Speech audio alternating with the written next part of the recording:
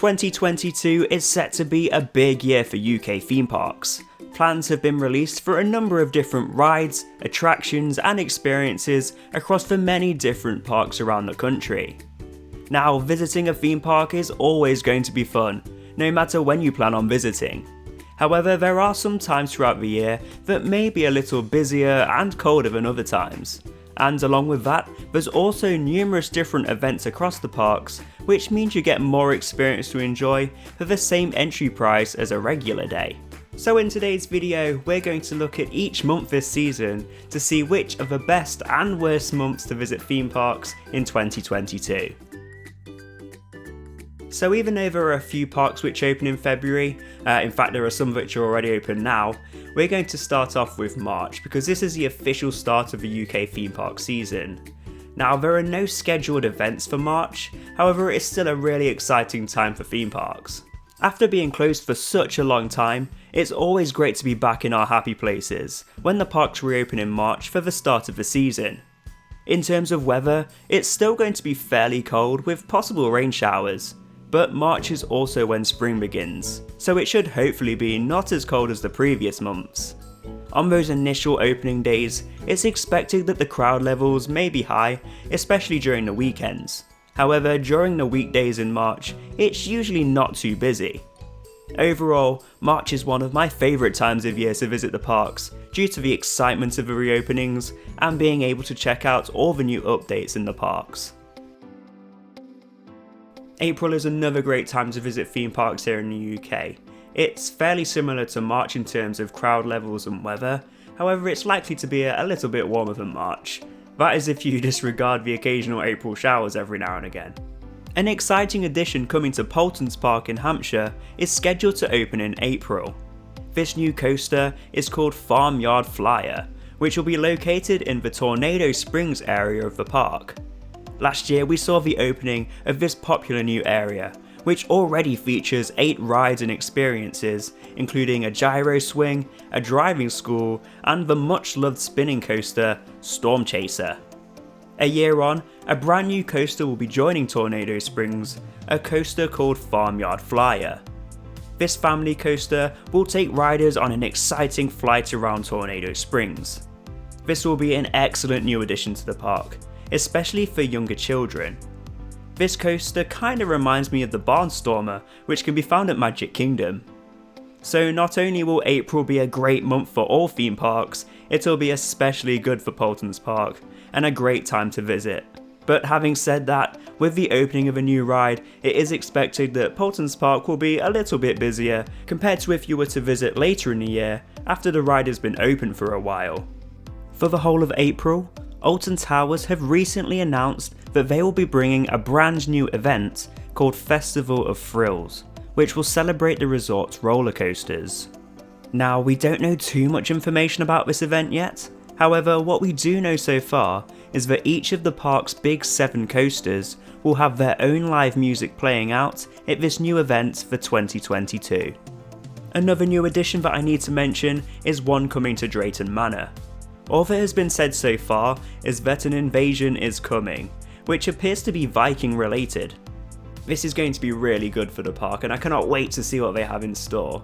There's not been any announcements yet, however the invasion will be coming sometime this year. So now that the season is in full swing, it is time to introduce some theme park events. And if you love theme park events, then May is the perfect time to visit. May sees the beginning of the Mardi Gras event at Alton Towers, and it is now heading to Thorpe Park too. Mardi Gras is a fun-filled celebration which features music, dancers, performers, and new food options.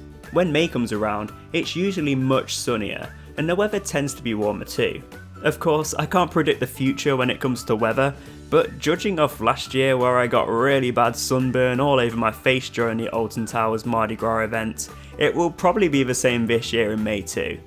In fact, whilst we're on that topic, always bring sun cream and a hat with you during summer months, because even though the UK is known to have the most miserable weather for most of the year, you can still get burnt in summer, especially when you're outside all day at the parks. If you want to go and check out our Alton Towers Mardi Gras vlog from last year to see what the event is all about, and to see me progressively turn into a red lobster, but I'll leave a link down in the description below.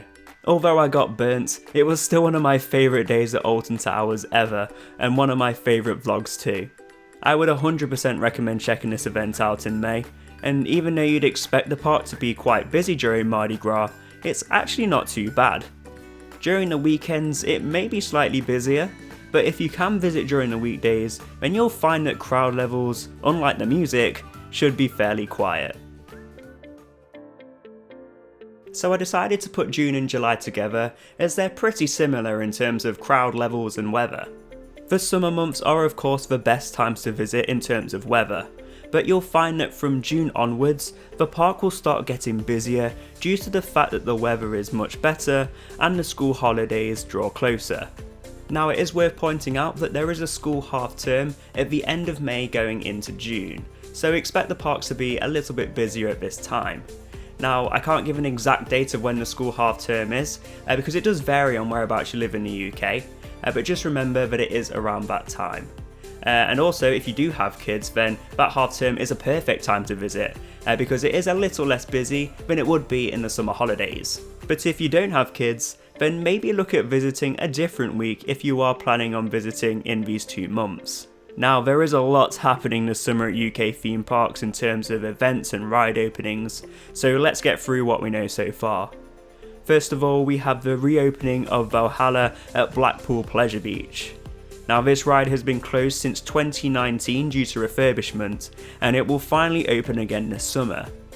No date has been given yet at the time of recording this video, but it's expected that we'll find out the news very soon. Along with that, a new experience called Enso will be added to the much loved coaster Icon at Blackpool Pleasure Beach. The back rows on Icon will be transformed and will receive seats which will twist and spin freely throughout the ride. This is going to be a great addition to an already amazing ride, my current favourite coaster in the UK. The only downside is that for this experience you will need to pay an additional fee which has not yet been announced. However, it's expected to be quite pricey, but that's currently just speculation. Enso has also not been given an opening date. It could be any time this year, even before summer. If these new updates open at the same time, then expect Blackpool Pleasure Beach to be a little busier than later on in the year. So let's quickly talk about a park which I don't think I've ever spoken about on this channel before, and that is Flamingo Land. This park in the UK will be receiving a 10 inversion coaster this summer. This new addition was supposed to open a few years ago, however due to recent events that shut the whole world down, it halted construction of the ride. But now, this summer, this new exciting coaster will finally open. So this summer will be a better time than ever to visit Flamingo Land, if you've been looking at taking a visit. Finally, I just want to mention that late June and early July are the months where lots of school trips take place, even midweek. So be prepared for lots of school kids visiting during these times, which will make those queues a little longer.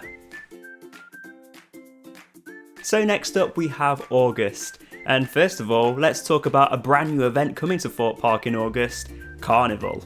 This event sounds like it will be pretty similar to Mardi Gras, so if you can't make that event in May, then I'm sure Carnival will be just as good. Although we don't know too many details about Carnival yet, it's expected that this will be similar to the Park Vibes event which took place at the park last year.